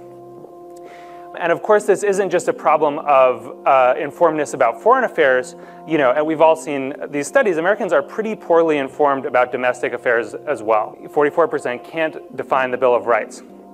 Americans want to cut foreign aid from what they think it's at, about 30%, to about 14% of the budget. Actually, it's way less than 1%, right? And so, we have this, this real challenge of informedness.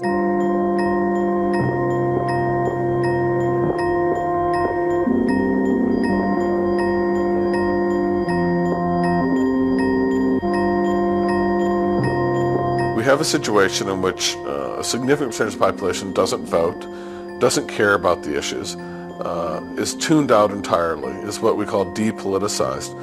In fact, we have a rate of depoliticization in the United States that must make a tyrant like in Indonesia envious. They say, how can I get one of these vegged out populations?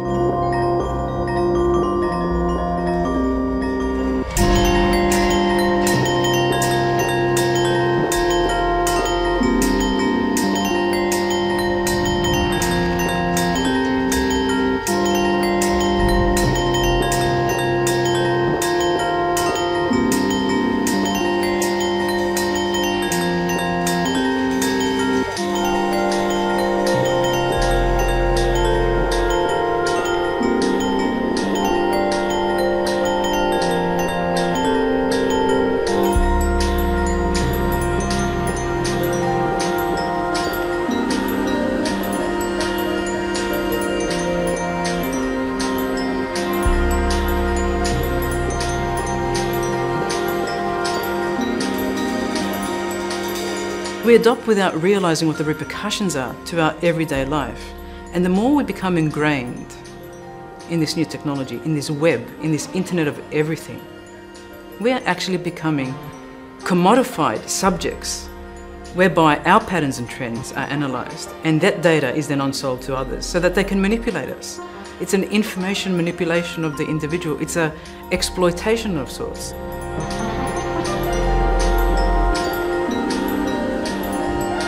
And we also don't grow up in a culture that encourages critical thought or radical thought or really any thought.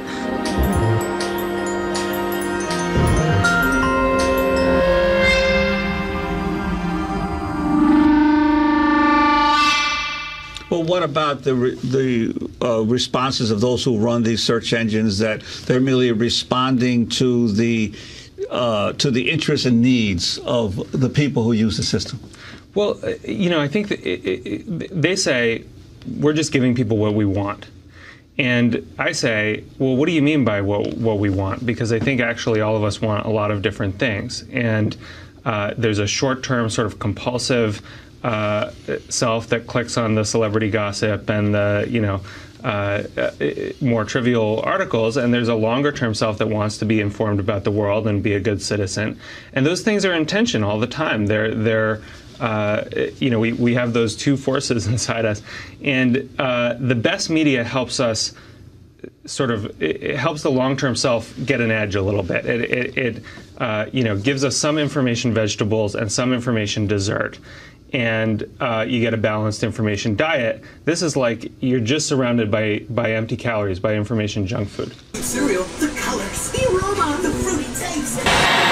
You wouldn't ever believe that Facebook is a place to create friends without knowing that there's a whole lot of other motivations around it. I really think that Facebook needs to be focused on building the best experiences for people around the world. That's one of the reasons why people talk about media literacy. That's one of the reasons why we try to teach children that advertising isn't telling you that a certain breakfast cereal is good for you because it's good for you. It's trying to tell you that it's because they want you to buy it, and the chances are it's not good for you because it's full of sugar. That's why it tastes so nice, you know. So the same is true for Facebook then? Well, it's full of sugar and it tastes so nice.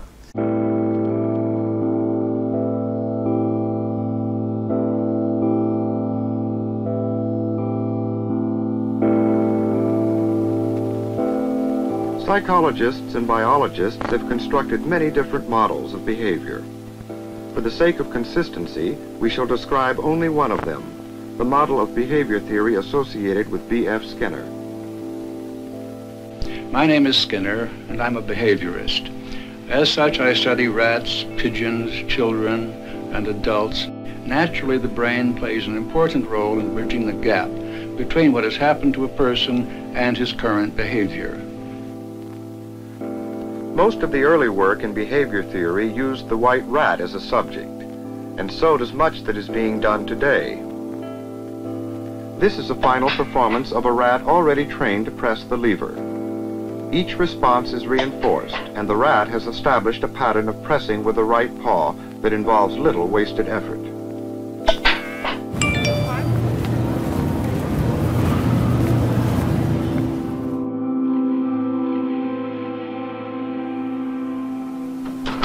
The main thing is what we call schedules of reinforcement. Reinforcement is what the layman calls reward, and you can schedule it so that a reward occurs every now and then when a pigeon does something. We usually use a response with a pigeon pecking a little disc, a little spot on the wall, and you can reinforce with food, but you don't reinforce every time. You're perhaps every 10th time, or perhaps only once every minute or something like that. There are a very large number of schedules, and they have their special effects. And there is a good example of how you can move from the pigeon to the human case, because one of the schedules which is very effective is what we call the variable ratio schedule, and that is at the heart of all gambling devices, and has the same effect. The pigeon can become a pathological gambler just as a person can.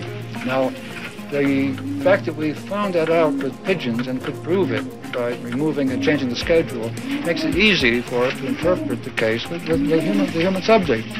We don't say that the human subject gambles to punish himself, as the Freudians might say, or gambles because he feels excited when he does so. Nothing of the sort. People gamble because of the schedule of the reinforcement that follows, and this is true of all gambling systems. They all have variable ratios built into them.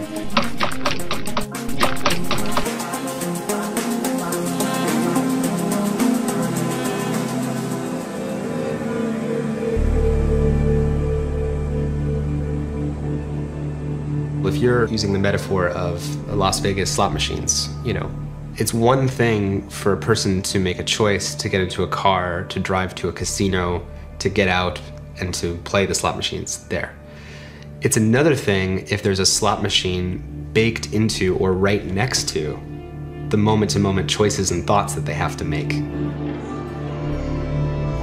A slot machine is persuasive because it operates on a principle of intermittent variable reward, which means that you pull some lever and sometimes you get an exciting, enticing reward, and other times you don't. And it's exactly when it's unpredictable, when uncertainty is maximized, that people get the largest rush and the largest addictiveness is created when it's a variable reward, an intermittent variable schedule reward. And your phone works the same way.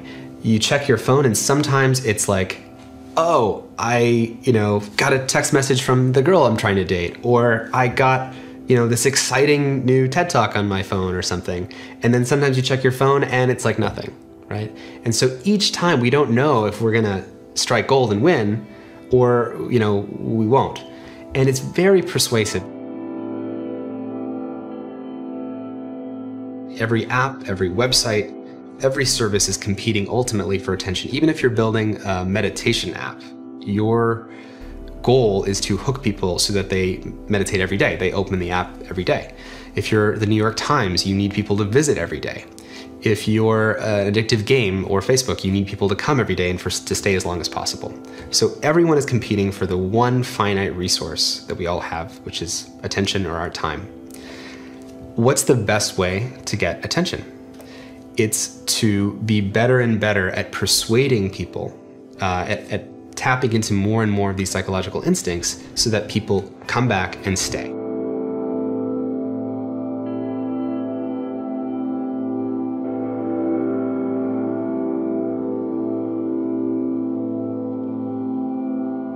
You wake up in the morning and one of the first things people do is they turn their phone over and they check it. And that programs their whole mind to think about their day, about what they owe to the world, the obligations they have to repay.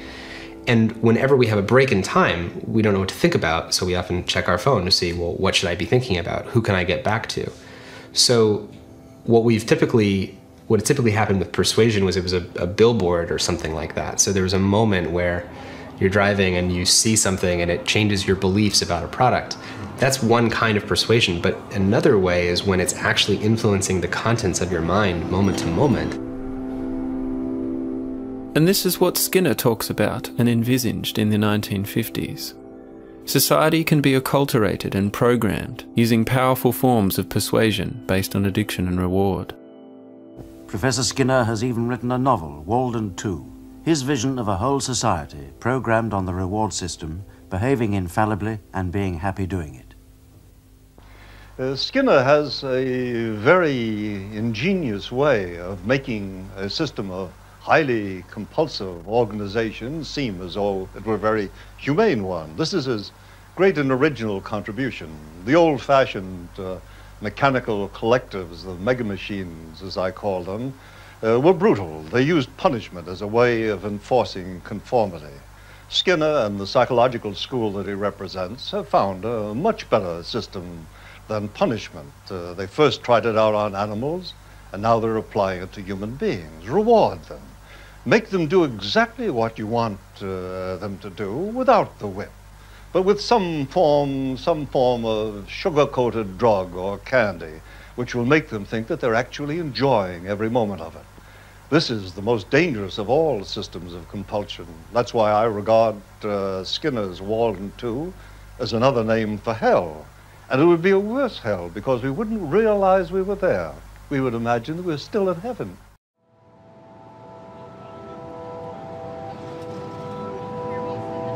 It's all about how do you make your website or your app stickier? How do you retain attention?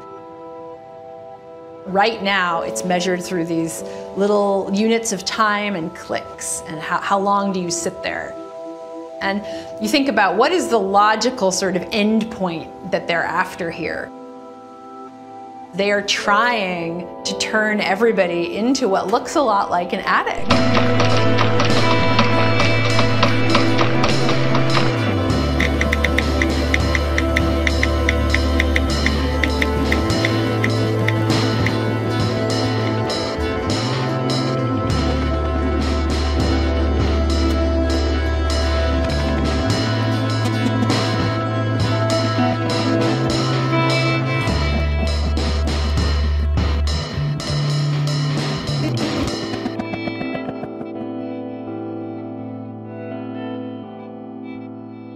When you're at the machine, your whole bodily posture is different.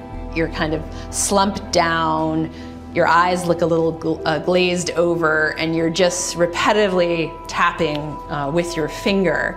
And the motivation there is that you've really dropped out of the world. You're just in the rhythm of the play, the next spin and the next spin and the next spin.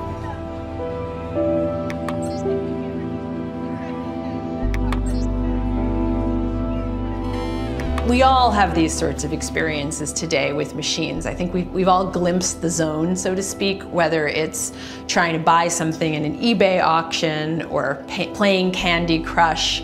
It's this sense that you can just keep going and you don't know what the next is going to be. You're on Facebook, you're photo clicking, you don't know what's going to come and you don't know when. An incredibly small, repetitive little loop. And that ludic loop is being used more and more in the world at large, but especially online and websites. This would also be the term gamification that we always hear about. And the idea is that if you create these little slot machine-like loops with rewards and levels and bonuses, you're gonna hook people in.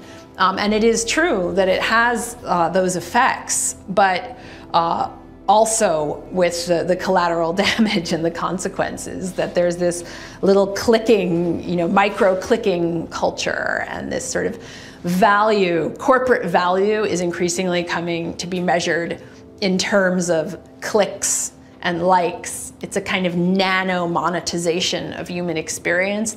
If the thought process that went into building these applications, Facebook being the first of them to really understand it, that thought process was all about how do we consume as much of your time and conscious attention as possible. And that means that we need to sort of give you a little dopamine hit every once in a while because someone liked or commented on a photo or a post or whatever. And that's going to get you to contribute more content, and that's going to get you more likes and comments. I mean, it's a social validation feedback loop that it's like it's exactly the kind of thing that a hacker like myself would come up with, because you're exploiting a vulnerability in human psychology. And I think that the inventors, creators, and it's me, it's Mark, it's Kevin Systrom at Instagram, it's all of these people, understood this consciously, and we did it anyway.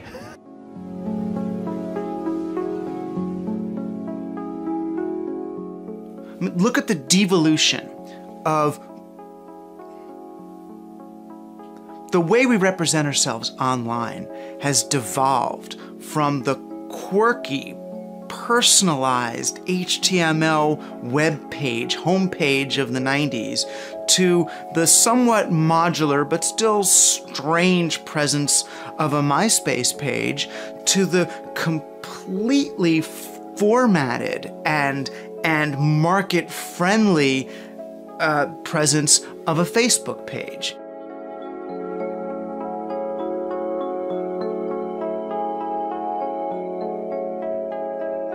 What we've done is moved from personal, human, open-ended self-expression to completely market and computer-friendly, regimented and conformist expression.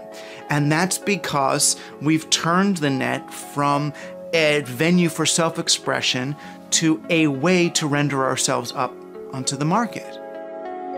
Hey guys! Hey guys! Hey guys! What's up, guys? Hey guys, what is up? What's up, guys? What's up, you guys? What's going on, you guys? Hey, you guys. Subscribe to my channel. Click here to subscribe. Subscribe. Subscribe! Subscribe. Click the subscribe button.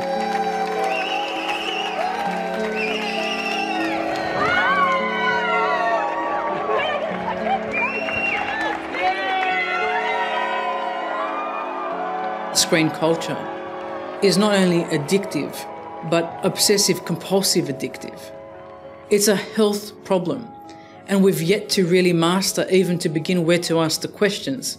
It's taken us 20 years to realize that fast foods cause obesity. And this is a well-known fact. Fast food advertising, even in the sports arena, causes obesity. How long is it going to take us to realize the addictive nature of smartphone usage? 5 years, 10 years? Is that going to be too late by then because the mimicry will have been well entrenched in the next generation? What do you do about that? The thing is, you've got to do something about it today. Absence of evidence isn't evidence of absence. As witness the smoking in the 50s, that was the mantra of the tobacco companies, that there wasn't any evidence. So that's the first issue. Second, as a neuroscientist, I think there is evidence, certainly, that the brain will adapt, and therefore it's not an unreasonable assumption that it will adapt in a way that is equipped to survive almost as though it's a computer itself in a two-dimensional world where fast responses are mandated in response to stimulation rather than in a thought. Third, there is actually evidence accumulating. There's Nicholas Carr's The Shallows, there's Richard Watson's Future Minds, there's Sherry Turkle's Alone Together, there's a brilliant review by Daphne Bavelier in the very high-impact journal Neuron from last year, where she suggested that there was a tendency now for increase in distraction, violence and addiction related to screen technologies. Now, of course, one swallow doesn't make a summer, and one can go through all the literature and find fault with some of the studies and show their shortcomings, of course. But we must do this, we must have the debate.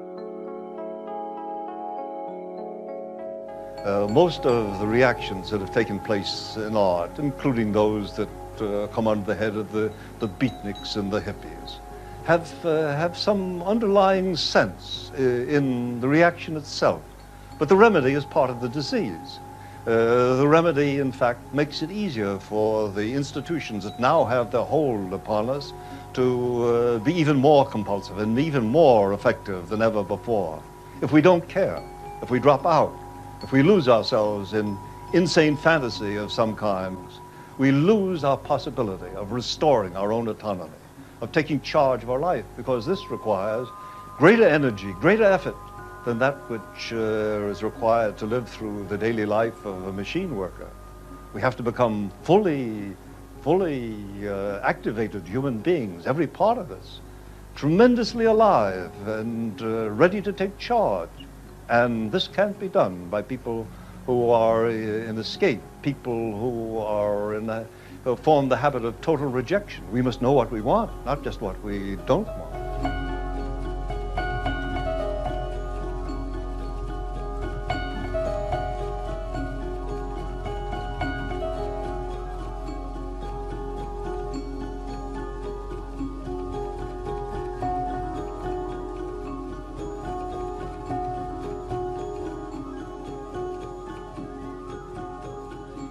We are sleepwalking into a world that has become over-reliant on technique.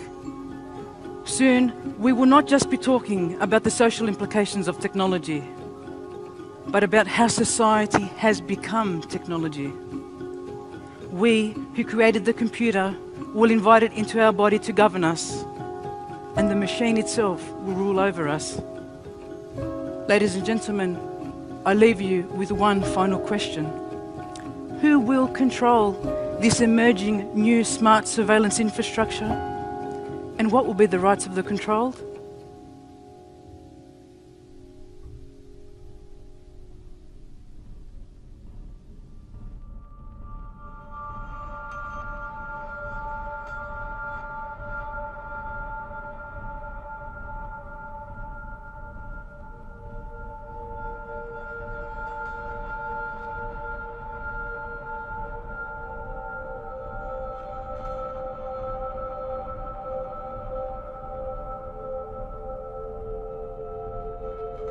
There's these transhumanists who believe that someday humans will be incorporated into the machine, and machines and humans will sort of be one. And really what I have to say to them, apart from the fact that they're completely crazy, is that they're way too late and it's already happened. We're already embedded in these machines, and we are enthralled to these machines.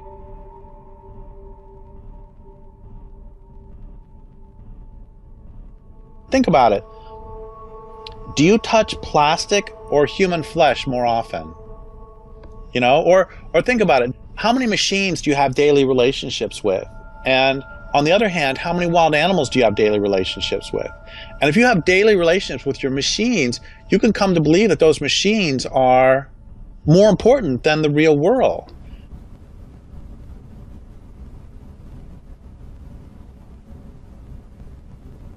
This is what matters.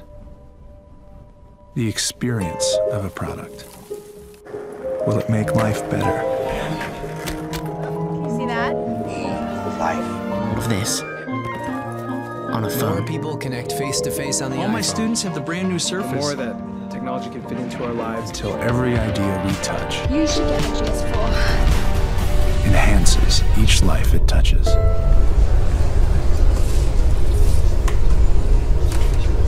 If you only hear things that come from humans or their creations, you can come to believe that humans and their creations are the only ones who exist.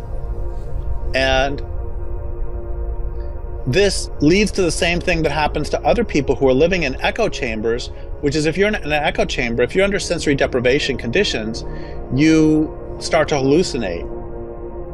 Most of our ideologies are hallucinations.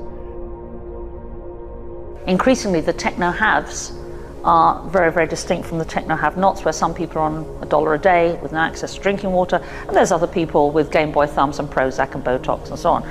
And it struck me that this world leaving aside humanitarian issues, was economically and ecologically not viable. You can't have a divide like that.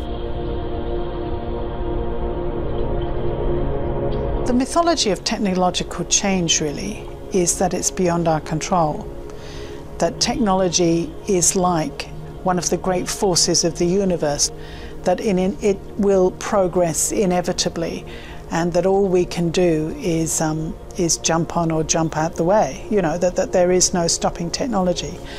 And that is a myth which is propagated to make us feel powerless, that we have any say in the way that technology is used. Because technology is an expression of the elites of the society that create it.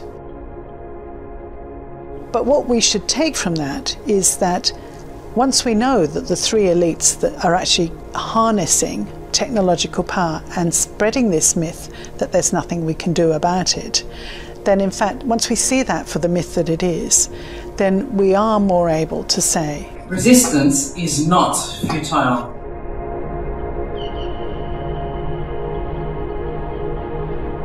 This culture will consume the world in order to power these machines. And, you know, it doesn't require some fiendishly clever conspiracy on the part of machines to do this. What it requires is, I love this line, unquestioned assumptions or unquestioned beliefs are the real authorities of any culture. And all it takes is an unwillingness to question the beliefs on which the system is based. And there's a great line also by Upton Sinclair. It's hard to make a man understand something when his job depends on him not understanding it. And I would say it's hard to make a person understand something when their entitlement depends on them not understanding it. And when their addiction depends on them not understanding it. I think that it's all tied to addiction too. The word addiction actually comes from the same root as to enslave, because originally a judge would issue an edict causing someone to become a slave, and so they were addicted. It's pretty clear, you know, when we talk about people who are heroin addicts or something, it's pretty clear that they are enslaved to the addiction. And it's a little bit less easy to see in ourselves as we spend most of the day staring at a screen. And it's also a bit more difficult to see when we talk about some group of people being addicted to power over others, which is what this culture is really based on.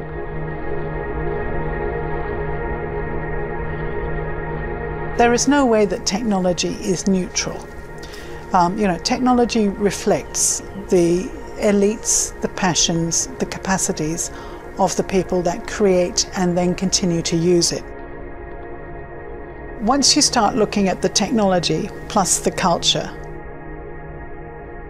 those things together mean that the technology is constructed in a certain way, and it's understood in a certain way, and it's used in a certain way.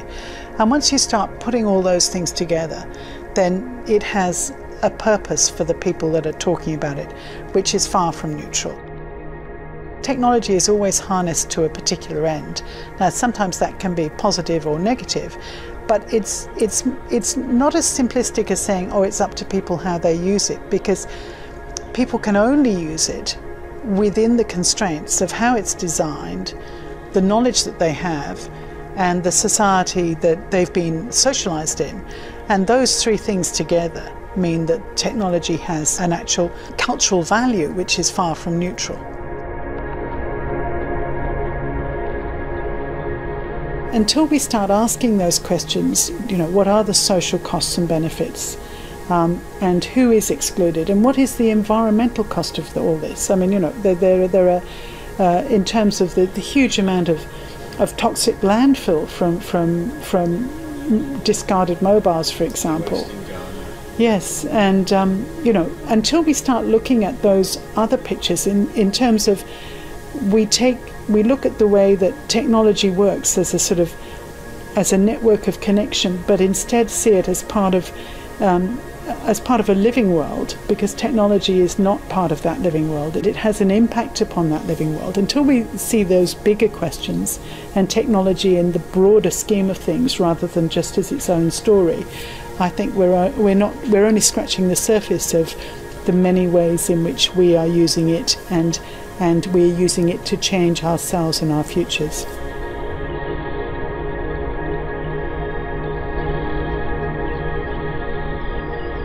My solution, by the way, is not to say, oh, just everybody turn off their computers. And the reason that's not the answer, yeah, we need to turn off the computers, but that's not the answer. And the reason that's not the answer is because